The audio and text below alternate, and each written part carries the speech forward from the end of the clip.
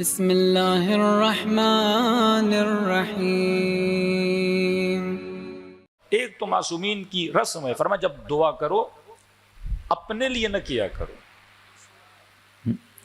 مولا کا ایک چاہنے والا تھا، صحابی تھا، کوئی شخص کہتا میں نے دیکھا میدان عرفات میں 1.5 گھنٹہ سجدے میں سر رکھ کے دعا دعا دعا دعا روئے جا رہا ہے 1.5 گھنٹے کے بعد میں اس کے پاس گیا، میں نے کہا ماشاءاللہ آج آپ کی دعا کی کیفیت بڑی اچھی تھی، آپ نے گریہ کیا، ایک آپ کا قلب گویا حاضر تھا اللہ کی دربار میں۔ اس نے کہا تجھے پتا ہے میں نے ایک دعا بھی اپنے لیے نہیں کی،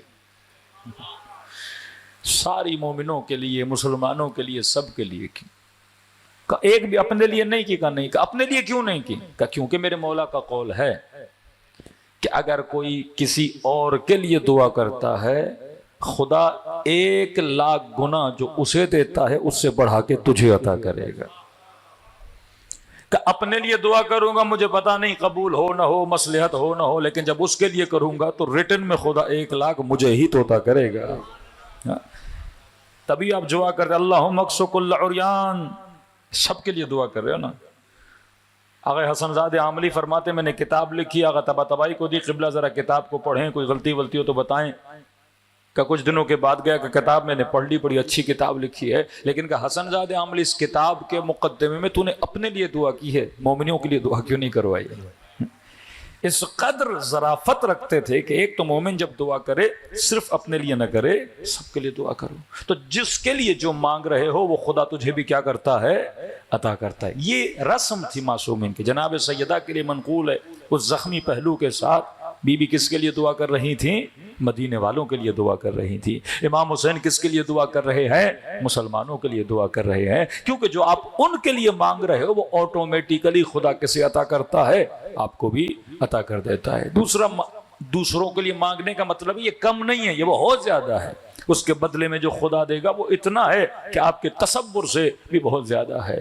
رسول خدا مدینے میں تھے اور ایک چرواہا یا کوئی بادیہ نشین عرب آ کر رسول اللہ کو سلام کیا، فرمایا یا رسول اللہ آپ نے مجھے پہچانا؟ نبی نے فرمایا نہیں، یاد نہیں آ رہا۔ کہ آپ جب طائف آئے تھے، جب کفار آپ کا پیچھا کر رہے تھے، تو ان دنوں میں جب آپ کی کوئی مدد کرنے والا نہیں تھا، یا رسول اللہ میں نے آپ کی خدمت کی تھی، میں نے آپ کو پناہ دی تھی۔ تو نبی نے فرمایا تو نے احسان کیا ہے مصطفیٰ پہ، اب جو چاہو میں محمد تجھے عطا کروں۔ ہاں کیا چاہیے تجھے بولو؟ تو تھوڑی دیر اس نے سوچا کہ عرصہ کتنا اچھا ہوگا مجھے 200 بکریاں مل جائیں۔ 200 بڑی تعداد تھی۔ نبی خدا نے کہا ٹھیک ہے دے دیتے ہیں۔ کچھ گھڑیاں ایسے اس کو بولا اور اس کو 200 بکریاں دیں اور یہ لے کر چلا گیا خوش ہو کے۔ رسول خدا نے اپنے صحابیوں کو دیکھا، فرمایا کتنا کم مانگا اس نے مصطفیٰ سے، کم ہمت تھا۔ میں نے کہا آج مصطفیٰ سے مانگو جو تو چاہیے، فرمایا کتنا کم ہمت تھا، اس کی ہمت اتنی کم تھی، اس نے صرف مصطفیٰ سے کیا مانگا؟ 200۔ کہا کاش اس کی ہمت بنی اسرائیل کی اس بڑیا کی طرح ہوتی۔ سب نے کہا یا رسول اللہ کون سی بڑیا؟ فرمایا اللہ کے نبی کے کوئی کام پیش آیا اور خدا سے درخواست کی اس کام کے لیے، پتہ مانگا تھا حضرت موسیٰ نے کسی کا، تو اللہ نے کہا کہ موسیٰ اگر پتہ چاہیے فلاں بستی میں جاؤ اور وہ جو بوڑھی خاتون ہے وہ تجھے اس کا پتہ دے گی۔ موسیٰ کیا ڈھونڈ رہے تھے؟ حضرت یوسف کی قبر ڈھونڈ رہے تھے۔ تو اللہ نے کہا کہ یوسف کی جسد کو وہاں سے اٹھا کے فلسطین کی طرف منتقل کر دو۔ موسیٰ جب جا ہی رہے ہو تو میرے نبی کو وہاں سے وہاں لے کر جاؤ۔ اب خدا خود بھی پتہ بتا سکتا ہے، لیکن خدا موسیٰ کو اس بڑیا کی طرف بھیج رہا ہے تاکہ کچھ موسیٰ کو بتایا جائے اور کچھ آپ لوگ بھی چیزیں سیکھ لیں۔ حضرت موسیٰ پتہ پوچھتے پوچھتے اس بوڑھی خاتون کے پاس پہنچے، 90 سال 95 سال کی بوڑھی۔ کہا کہ میں موسیٰ ہوں، اللہ کا بھیجا ہوا نبی ہوں، اور آپ اتنی عمر رسیدہ ہیں، لہٰذا مجھے حکم ہوا ہے کہ میں آپ سے پوچھوں کہ حضرت یوسف کی قبر کہاں ہے۔ اس بوڑھی خاتون نے کہا کہ نبی اللہ بتا تو بتاؤں گی لیکن میری ایک چھوٹی سی شرط ہے کہ میں جو مانگ رہی ہوں مجھے چاہیے. کہتے حضرت موسیٰ تھوڑا سوچنے لگے. فوراً حضرت جبرائیل نازل ہوئے کہ موسیٰ سوچ کیوں رہے ہو, دینا تو میں نے ہے, تمہاری جیب سے تو کچھ نہیں جا رہا, سوچ میں کیوں پڑ گئے ہو. بولو اس بوڑھی خاتون کو جو چاہیے میرا رب تجھے کیا کرے گا, عطا کرے گا. حضرت موسیٰ نے کہا ٹھیک ہے بھائی جو چاہیے ہم تجھے عطا کریں گے. کہ موسیٰ بس اتنا چاہیے جنت میں جہاں آپ کا گھر ہوگا اس کے ساتھ ساتھ مجھے اپنا گھر چاہیے. بوڑھی تھی پر ہمت والی تھی. ہوتی کوئی اور دنیا دار ہوتی تو کہتے کوئی ایسا شربت پلاؤ موسیٰ میں جوان ہو جاؤں پھر سے حسین ہو جاؤں. لیکن اس نے وہ حسن مانگا جس حسن کو کبھی فنا نہیں ہے.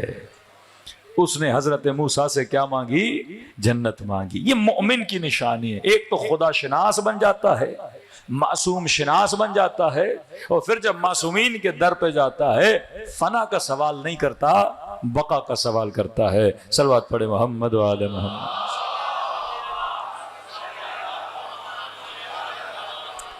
سینکڑوں روایتیں اور حدیثیں ہیں جس میں آپ معصومین علیہ الصلوۃ والسلام کی ولایت کو اس منبروں سے سنتے ہیں. کتنے گنہگاروں کو امید دیتے ہیں. بارہا میرے منہ سے سن چکے کہ اگر چاہے گناہ ریت کے ذروں سے بھی زیادہ ہوں, ایک عشق ابا عبداللہ الحسین اس گناہ کو معاف کروا دیتا ہے. کہ ولایت امیر المؤمنین انسان کو جہنم سے بچا دیتی. اب کبھی کبھی اس ذکر ولایت میں اور جاذبے میں اور معارف اہل بیت میں انسان غلو کا شکار ہو جاتا ہے. اس کی بھی سینکڑوں روایات ہیں کہ کہیں ایسا نہ ہو کہ انسان اللہ کی رحمت کو اتنا سنے اتنا سنے اتنا سنے اور پھر کہے کہ بھائی جو میرے من میں آئے میں کر لوں. اللہ تو کیا ہے رحیم, اور یہ دو طرفہ رابطہ ہے. خدا کا بندوں کے ساتھ رأفت و رحمت و دوستی کا رابطہ ہے. مد مقابل خدا بھی یہ چاہتا ہے کہ بندہ میرے ساتھ کیا کرے, دشمنی نہ کرے, میرے ساتھ دوستی کرے. جب امام حسین آپ کی نسلوں کی خاطر مدینے سے نکل کر کربلا جا رہے ہیں تو مد مقابل میں نے بھی تو کچھ کرنا ہے نا. یہ نہیں کہ وہاں سے رحمت و رحمت و رحمت و وفا اور وفا ہو اور یہاں سے جفا جفا جفا ہو. یہ ہمارا عقیدہ نہیں ہے. لیکن بعض لوگ اس دائرہ ولایت میں بھی کس کا شکار ہوئے, غلو کا شکار ہوئے. کئی ایسے راوی, کئی ایسی شخصیات جن پر معصومین نے لعن کیا ہے, ان پہ لعنت بھیجی ہے. کئی تاریخ میں آپ کو ایسے لوگ ملتے ہیں, کچھ نام میں نے یہاں پہ لکھے تھے جن کو معصومین علیہ الصلوۃ والسلام نے, جیسے ابو الخطاب ایک شخص ہے, اس نے کچھ ایسے اشعار لکھے. کچھ ایسے لوگ تھے جنہوں نے ایک شاعر حاجب جن سے معصومین نے اظہار بیزاری کیا. فرمایا کبھی بھی اس ولایت کے اندر لوگوں کے لیے مغالطہ پیدا نہ کیا کرو, تبشیر بھی ہے ساتھ میں انذار بھی. مثلا یہ شاعر تھا, اس نے شعر لکھا کہ اگر معاملے یہ حشر با علی است, اگر حشر کا معاملہ علی کے ساتھ ہے تو پھر جو من میں آئے کرو. کچھ لوگ ایسے ہیں کہ اگر اہل ولایت اب نہ نماز کی ضرورت ہے, نہ روزے کی ضرورت ہے, نہ عبادت کی ضرورت ہے, اب جو من میں آئے کرو. جب معاملہ حشر علی کے ساتھ ہے تو علی قسیم النار والجنہ ہے, تو لہذا جو بھی ہوگا وہی دیکھا جائے گا. ہم تو امیر المومنین کے دامن کو پکڑ لیں گے. اس شاعر کہتا میں نے شعر لکھا کہ اگر معاملہ حشر با علی بس ہر چخواہت جو دل میں آئے وہ کرو. کہتے رات کو سویا خواب کے عالم میں امیر المومنین کو غضبناک ہوتے ہوئے دیکھا. کہ اتنے غضبناک ہوئے امیر المومنین مجھ پہ کہ تم یہ لوگوں کو کیا سکھا رہے ہو کہ اگر معاملے حشر با علیس پھر جو بھی من میں آئے کرو. امام نے کہا اس طرح کہو کہ اگر معاملے حشر با علیس, اگر حشر کا معاملہ علی کے ہاتھ میں ہے تو رخ علی سے شرم کرو اور کم گناہ کرو, کیونکہ تم نے کس کا سامنا کرنا ہے, امیر المومنین کا سامنا کرنا ہے. یہ نہیں کہ آپ بولو حشر کا معاملہ علی کے ساتھ ہے لہٰذا میرے من میں جو آئے گا میں کروں گا. فرما اگر وہ رأفت و رحمت کا معاملہ تمہارے ساتھ رکھ رہے ہیں، لہذا تمہیں بھی کیا کرنا چاہیے؟ آل رسول کا خیال کرنا چاہیے۔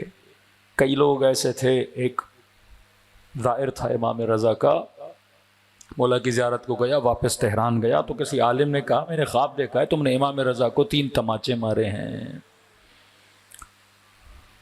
وائے ہو میرے اوپر؟ میں نے کہا میں خواب دیکھا ہے اور رسمن دیکھ رہا ہوں، مولا رضا کے آیا، مولا رضا کرسی پہ بیٹھے اور امام رضا کو تو نے 3 تماچے مارے۔ یہ زار و قطار ہونے لگا، کہا میں نے غلطی کی تھی۔ کا کیا؟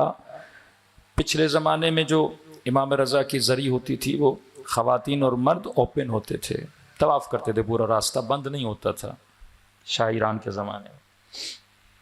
کہتے ہاں میں جب طواف کر رہا تھا میری نگاہ کسی خاتون کے ہاتھ پہ پڑ گئی جس نے ذریعہ مولا کو پکڑا ہوا تھا، شیطان نے وسوسہ کیا، میں نے اس کے ہاتھ پہ ہاتھ رکھا، وہ بیچاری نے ہاتھ پیچھے ہٹایا، دوسری طرف گئی، پھر میں نے ہاتھ رکھا، پھر تیسری طرف گئی، پھر میں نے ہاتھ رکھا، پھر اس نے مجھے ڈانٹا تجھے شرم نہیں آتی کہ حرم امام رضا ہے اور یہاں بھی گناہ کر رہے ہو؟ کہ اسی طرح تم نے خواب دیکھا کہ میں نے 3 مرتبہ امام رضا کو تماچا مارا ہے۔